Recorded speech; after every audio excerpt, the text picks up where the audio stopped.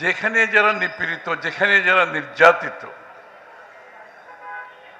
সেখানে মুক্তির সংগ্রাম গজিয়ে ওঠে।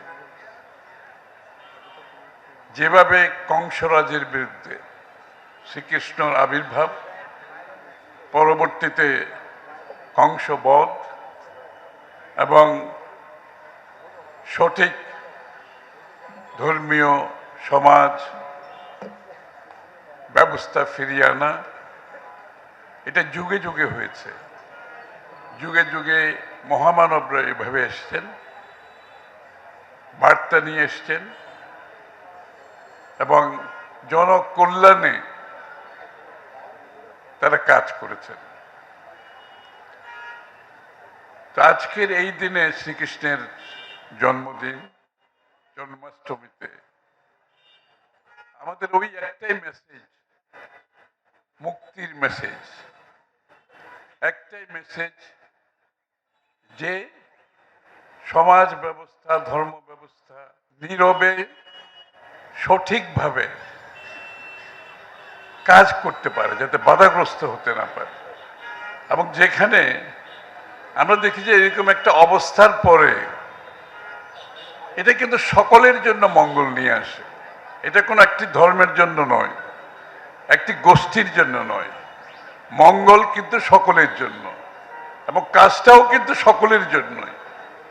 বিশ্বে শান্তি, বিশ্বে মানুষের মঙ্গল কামনা, ন্যায় বিচার প্রতিষ্ঠা করা, সমাজ ব্যবস্থায় সকলের জন্য অংশগ্রহণের সুযোগ থাকা, রাষ্ট্র ব্যবস্থা কোনো বিশেষ গোষ্ঠী, ধর্ম, জাতির জন্য এই ধরনের মানুষ সংগ্রাম করে না, সকলের জন্য করে। এই জন্য যখন আমি শুনি, আমাকে যখন অসাম্প্রদায়িক ব্যক্তি হিসেবে সব জায়গায় পরিচয় করিয়ে দেয়, আমি কিন্তু শব্দটা একেবারেই পছন্দ করি না। এই কথাটা কেন বলতে হবে? বাংলাদেশের একটি রাষ্ট্র, আমরা সকলে বাংলাদেশের সংবিধানের অধীনে সমান নাগরিক, সমান অধিকার। এখানে যখন অসাম্প্রদায়িক কথাটা ব্যবহার করতে হয় বারবার, তাহলে কোনো একটা গলদ আছে এখানে। অর্থাৎ যারা সাম্প্রদায়িক তারা বাংলাদেশের সংবিধানের বিরুদ্ধে শক্তি, পরিষ্কার কথা। কেউ যদি সাম্প্রদায়িক হয়, সে কিন্তু বাংলাদেশের সংবিধানের বিরুদ্ধের একটা শক্তির বিরুদ্ধে কাজ করছে, কিংবা কথা বলছে, কিংবা সমাজে একটা বিভেদ সৃষ্টি করার পায়তারা করছে। আপনারা যদি লক্ষ্য করেন, আরেকটি শব্দ হচ্ছে সংখ্যালঘু শব্দটা। এটা কিন্তু আমরা বিশ্বাস করি না। একই বিষয়, অসাম্প্রদায়িক যে কারণে ব্যবহার হয়, সংখ্যালঘু কিন্তু একই কারণে ব্যবহার হয়। যে দেশের সংবিধান সকলকে সমান অধিকার দিয়েছে, নাগরিক অধিকার দিয়েছে, রাজনৈতিক অধিকার দিয়েছে, সাংবিধানিক অধিকার দিয়েছে, গণতান্ত্রিক অধিকার দিয়েছে, তাহলে সেখানে সংখ্যালঘু শব্দটা কেন আমাদেরকে ব্যবহার করতে হচ্ছে? অবশ্যই একটা গলদ আছে এখানে। এই বিষয়গুলো আমাদেরকে আমাদের সমাজ ব্যবস্থায়, রাষ্ট্র ব্যবস্থায়, গণতান্ত্রিক ব্যবস্থায় এখান থেকে বেরিয়ে আসতে হবে। এই কথাগুলো যাতে সামনে আর বলতে না হয়, কাউকে যাতে এমনভাবে পরিচয় করতে না হয় উনি একজন অসাম্প্রদায়িক ব্যক্তি। এই পরিচয়টা কিন্তু আমাদের দিতে যাতে না হয় ভবিষ্যতে। আপনি দেখবেন এই যে কংস রাজা বধ, শ্রীকৃষ্ণের আবির্ভাব, এর আগের ঘটনা যেরকম, আপনি বিশ্বের সমস্ত জায়গায় যেখানে নিপীড়ন, নির্যাতন, অধিকার কেড়ে নেওয়া, একই ঘটনা কিন্তু বিশ্বে বিভিন্ন সময় ঘটেছে। যারা এই কাজটা করে তারা তাদের স্বার্থ হাসিল করার জন্য, সংরক্ষণের জন্য কখনো ধর্মের কথা বলে, কখনো বর্ণের কথা বলে, কখনো ভাষার কথা বলে, কখনো ইতিহাসের কথা বলে। অর্থাৎ বিভেদ সৃষ্টি করার জন্য আপনাকে তো একটা কিছু প্রয়োজন আছে। ধর্ম যার যার, ভাষাও যার যার, ইতিহাসও যার যার।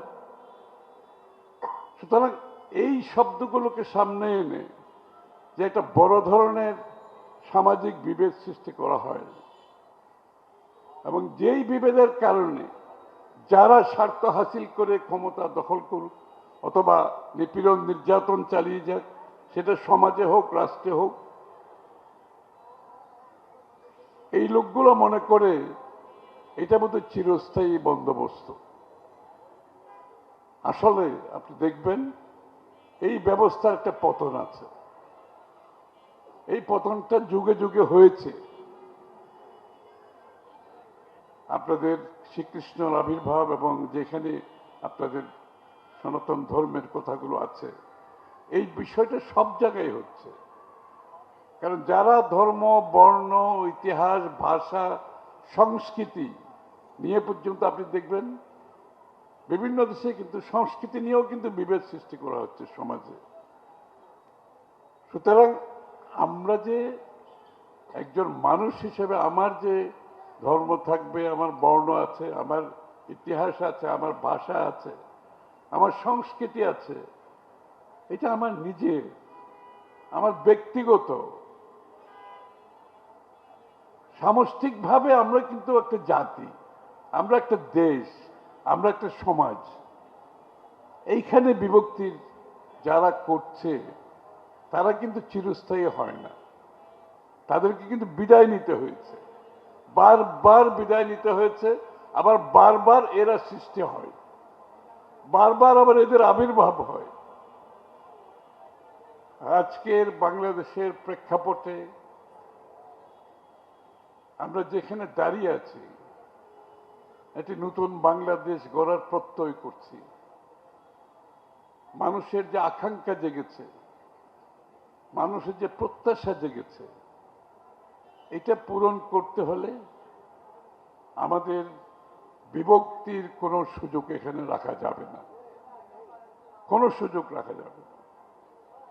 আমরা জাতিগতভাবে দেশ হিসাবে আমাদের অটুট ঐক্য থাকতে হবে।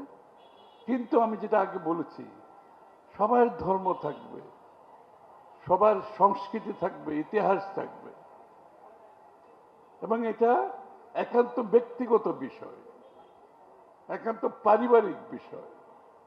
এটার সাথে রাষ্ট্রের কোনো কনফ্লিক্ট হওয়ার তো কোনো সুযোগ নাই। এটার সাথে গণতন্ত্রের কনফ্লিক্ট হওয়ার, সাংঘর্ষিক হওয়ার কোনো সুযোগ নাই। এটার সাথে সংবিধানের সাংঘর্ষিক হওয়ার কোনো সুযোগ নাই। এখানে আমরা এই জিনিসটা যদি আমরা আজকে যারা নতুন বাংলাদেশের কথা বলছে তাদেরকেও তাদের আচরণে, কথাবার্তায় সাংস্কৃতিক পরিবর্তন আনতে হবে। আমরা জাতি হিসাবে সহনশীল হতে হবে, আমরা রাজনীতিবিদ হিসাবে সহনশীল হতে হবে। আমরা রাজনীতিবিদ হিসাবে আরেকজনের মতামতকে দ্বিমত পোষণ করেও সম্মান দেখাতে হবে। প্রত্যেকের মানুষ প্রত্যেকে তো একমত হবে না, দ্বিমত থাকবে। ধর্ম যেরকম ভিন্ন ভিন্ন, মানুষের রাজনৈতিক আচার আচরণ, কথাবার্তায় সবকিছুতে একটা ভিন্ন মত থাকবে। কিন্তু আমি ভিন্ন মত পোষণ করে সম্মান জানাতে কোনো অসুবিধা তো নাই, দ্বিমত পোষণ করেও সম্মান দেখানো চায়। তাই আমাদের রাজনৈতিক সংস্কৃতিতে পরিবর্তন আনতে হবে, সমাজে পরিবর্তন আনতে হবে, যার মাধ্যমে আমরা ঐক্যবদ্ধ জাতি হিসাবে আমরা যাতে এগিয়ে যেতে পারি। আমরা আগামী দিনে সংখ্যালঘু শুনতে চাই না, অসাম্প্রদায়িক কথাটা শুনতে চাই না। আমরা একসাথে এক জায়গায় এক পথে চলবো সবাই মিলে। যার যার জায়গা থেকে আরেকজনের জায়গা দখল করার আমার কোনো ক্ষমতা নাই, আমার কোনো অধিকার নাই।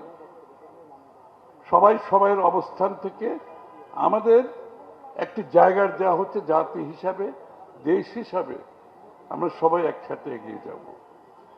এই জায়গায় আমি আপনাদেরকে বলতে চাই যে অনেকে বলেছে যারা দুর্বল, আমি দুর্বল শব্দটাও গ্রহণ করতে চাইব না।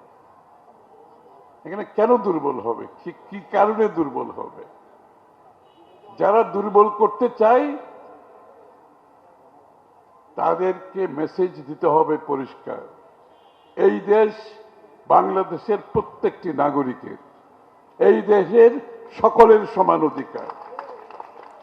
এই অধিকার নিয়ে যাওয়ার ক্ষমতা কোনো রাজনৈতিক দলকে দেওয়া হয় নাই, কোনো ব্যক্তিকে দেওয়া হয় নাই, কোনো গোষ্ঠীকে দেওয়া হয় নাই। কেউ যদি করতে চায় সেটা তার ব্যক্তিগত সমস্যা, এবং এই সমস্যার সমাধান আমরা দেব। এটা করার আর কোনো সুযোগ থাকবে না এখানে বাংলাদেশে। কারণ আমরা যদি বিভেদ থাকি, আমাদের মধ্যে যদি বিভক্তি থাকে, আমরা সত্যিকার অর্থে একটি উন্নত জাতি হতে পারবো না। আমরা অর্থনৈতিকভাবে, সামাজিকভাবে, সাংস্কৃতিকভাবে কোনোভাবেই উন্নত জাতি হিসেবে বিশ্বের দরবারে দাঁড়াতে পারবো না। এই জন্য আমি আপনাদেরকে অনুরোধ করছি দয়া করে এইভাবেই আমাদের চলব। আমাদের যাতে আগামী দিনে জাতি হিসাবে ঐক্যবদ্ধভাবে আমাদের রাজনৈতিক, সামাজিক, গণতান্ত্রিক অধিকার সমানভাবে অধিকার ভোগ করে আমরা সবাই এগিয়ে যাব।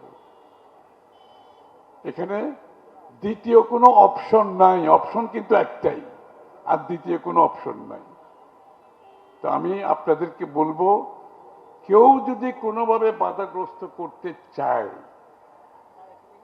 কেউ যদি নাগরিক অধিকার হরণ করতে চায়, এটা কিন্তু নাগরিক অধিকার। আপনাদের শুভেচ্ছা কামনা করছি এবং শুভ হোক জন্মাষ্টমী। আপনাদের বাকি যে প্রোগ্রামগুলো আছে সুন্দরভাবে সম্পাদন করবেন আশা করি। এবং একটা জন্মাষ্টমীর ব্যাপারে আমার একটা সুখবর যেটা আমার ভালো লাগে এখানে, এটা চট্টগ্রাম